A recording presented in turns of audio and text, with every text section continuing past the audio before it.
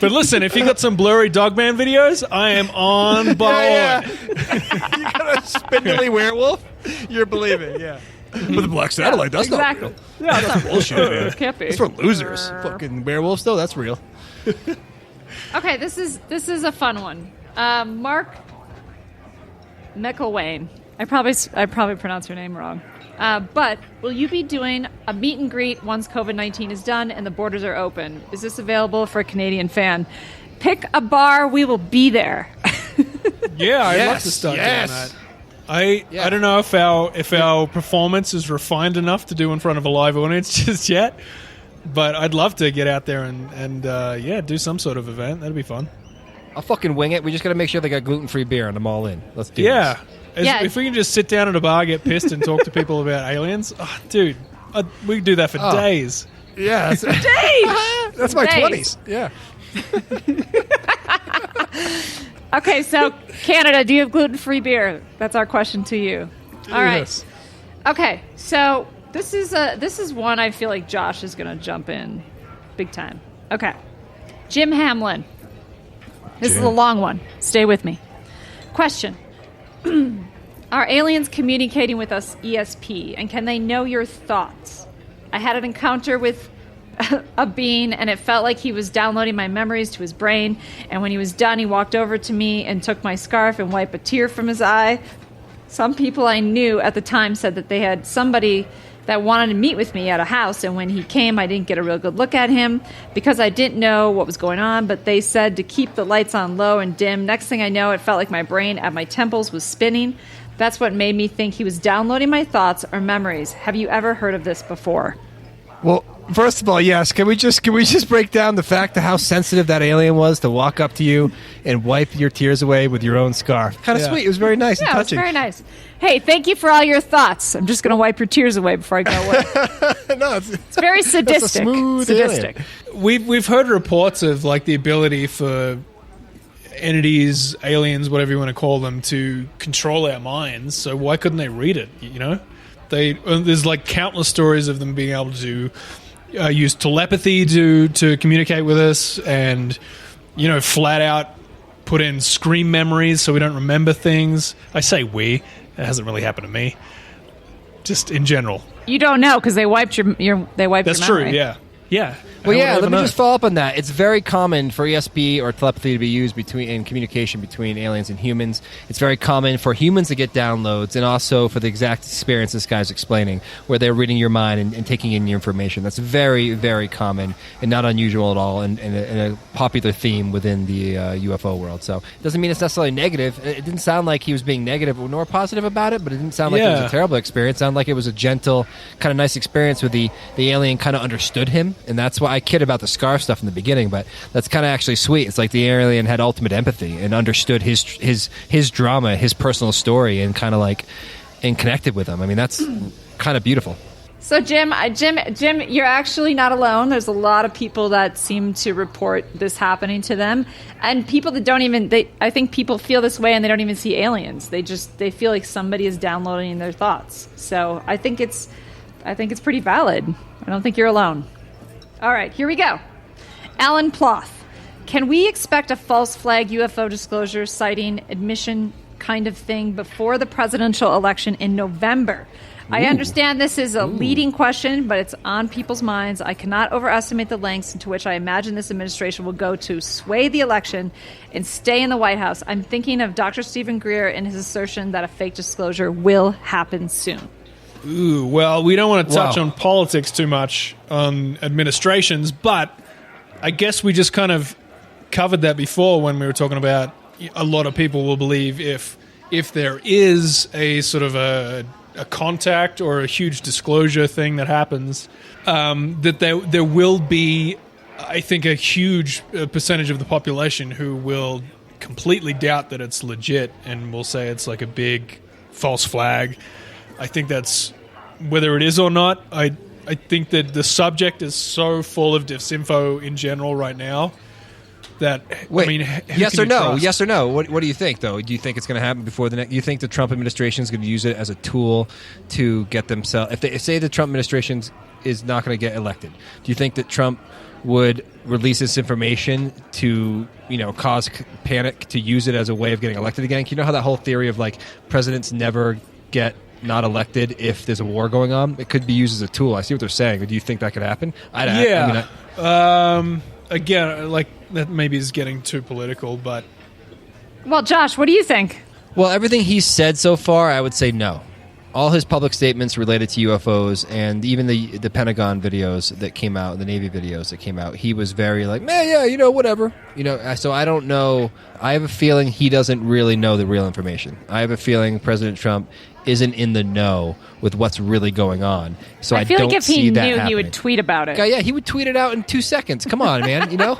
Like they're like, holy shit! Don't tell that guy. He's the last president you tell. So I think no way. I think it's coming.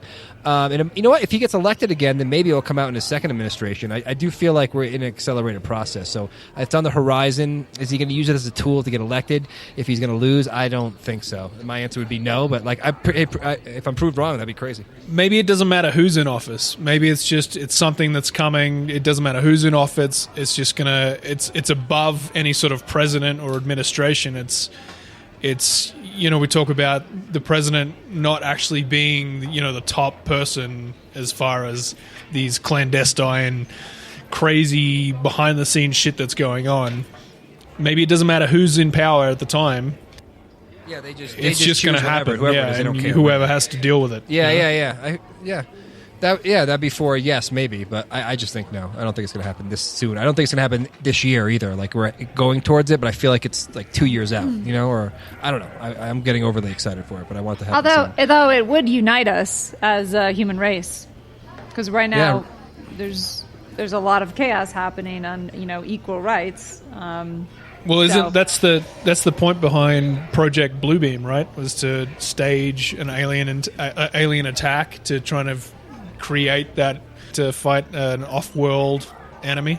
Yeah, let's not hate each other. We can hate another, like a completely different species. Listen, we always need a boogeyman.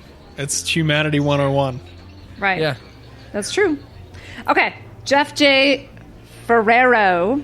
As we learn, the many gods were involved in our evolution, biological, spiritual, religiously, and quite a difference from the many races. Did they ever consider this to be a problem with this massive growth in population fighting each other over beliefs we are exposed to from perhaps thousands of years before? It's not looking too promising at this time. Perhaps now is the time we humans should be told the truth about how we got to this place in an ever-changing infinite universe. Melissa, please respond. I would be honored in knowing your opinion. Melissa, tell me. Fine. Melissa, it's your goddamn show, I guess. Fuck those two other guys, but Melissa, you tell me. Yeah. Okay, it's only fair, Jeff, that all of us answer, but thank you for calling me out. No, I'm not answering, Jeff. Yeah, no, we've talked about this in a lot of podcasts, but I do believe that that's the point of talking about ancient civilizations, is to figure out what we did lose, to figure out how we got to the point that we are today. Like looking back in time is not to just be like, oh, I wonder what those old people were doing thousands of years ago. It's more like, what did they not figure out? What did they figure out? And where do we get that information from so that we can change our society now? So I 100% agree. I think that this would be the time. It's just who's ever ready for it. A lot of people aren't paying attention to that. They just want to keep moving in their cycle of shit that they see in front of them. They don't want to go back to the source. Do you guys want to answer? No, that was succinct as fuck. I can't follow that at all. Well, I just want to add in, there's even more evidence coming out today. Like even Robert Schoch was on a podcast recently talking about new evidence of Göbekli Tepe, suggesting how much older it is and that we had multiple civilizations before, and that truth is going to be hard for people to handle. And there's so many different angles. There's so much to unpack from what Jeff was saying there. But I think the angle for me is that we're much older than we think we are, and there's multiple different religions all pointing to, I think, one single truth ultimately. So, anyways, that's my conclusion. Do you think there is anyone who on this earth who actually knows the true history of humanity? Like, yeah, absolutely. Well, I think that's the point of secret societies. They kept that knowledge. Yeah, through secret society, I think the governments know. I think there's a lot of evidence to suggest that. I think it's just like, remember how Bob Lazar was saying when he was working on those craft that most likely they were found They didn't crash. They were just found in a dig. So how many how much ancient stuff have we come across and hidden from Antarctica and across the world? I think it's beyond a reasonable doubt. I think we have the insider saying that. I think the picture is already. You can find it for yourself out there. We're obviously part of some long-scale intergalactic sci-fi narrative that is just way bigger than we could ever possibly imagine. And back to what you're saying, Melissa, most people are just putting one foot in front of the other and worrying about what they're doing tomorrow. And it's a lot. It's just a lot to digest, and it's just probably crazier than anyone's led to believe. Right, crazier than even I've been able to research, because I can only go so far. But that would mean that everything that we know to be true would be maybe false, and then that would be a huge overhaul on what we do on a daily basis. But yeah, maybe we're at that point yet. You never know. Okay, from Stephanie on our Facebook page. I have a question for you, lovelies. Aww. Did the Nazca mummies have a high bone density like the Paracas skulls? Bob Lazar said there was a hand scanner that he used to enter and exit the facility where he worked that scanned people's hand bones. Do you think that there are extraterrestrials out there that look so much like us that the only way to tell the difference is by scanning their bones? A couple questions there.